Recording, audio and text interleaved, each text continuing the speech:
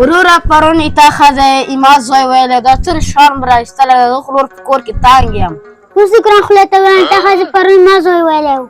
ولې دروغ یې و زمانه څه رشخان مو راخیستی ده د خلک بوڅیایي قرار کښېنئ پلاره زه پرون کار تللم دې ښه جګه شوې ده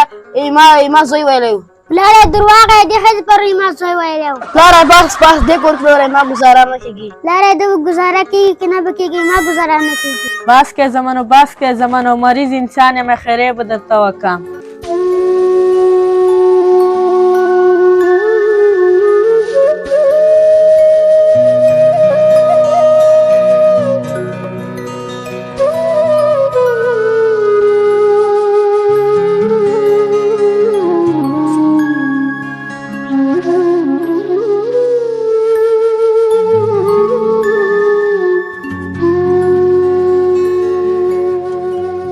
مریض کې نه مریضتانه ما بچیان ډېر مریضان دي پلاره که هر څومره خبرې وکړو پیدا نه لري دې نه خالق چې ورسره بیل سو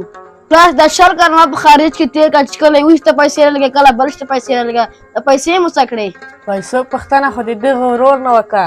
نه ما څه تلیفون وشو ما زنګ درته ویلی وای ټولې پیسې دې ده ته رالېږلې پلاره چې پیسې رالېږلې ما خپل بچیان شان نه ده پرهوړي په دې کور کې د ښځه او بچیان هم راسره و پلاره دا دروغ یې کني په د خولې ته وایم ما چې پیسې ورته رالېږلې وې ښځې ټوله جام ورته کړې وه چې ښځې ته یې زار پایستلي وه پلاره دی دروغ وایي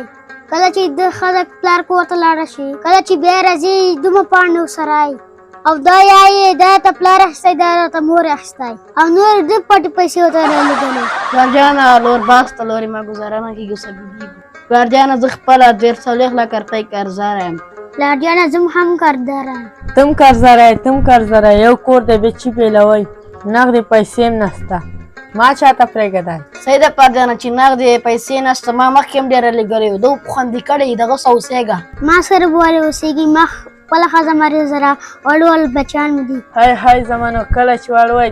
کله به تا ویلی چې دا زما پلارجان ده کله به یې ومنئ دا زما پلارجان ده کله مې چې رالوی کړلی اوس مې یو هم نه غواړئ بس پلارجانه بېلتون اوس هر یو د خپلې ښځې ته سامان راوړي بس صحیح ده هر څوک د خپل ښځې ته شیان راوړي بس پلارجانه ده سره اوسېږه ما سره ولې اوسېږي د څه اوسېږه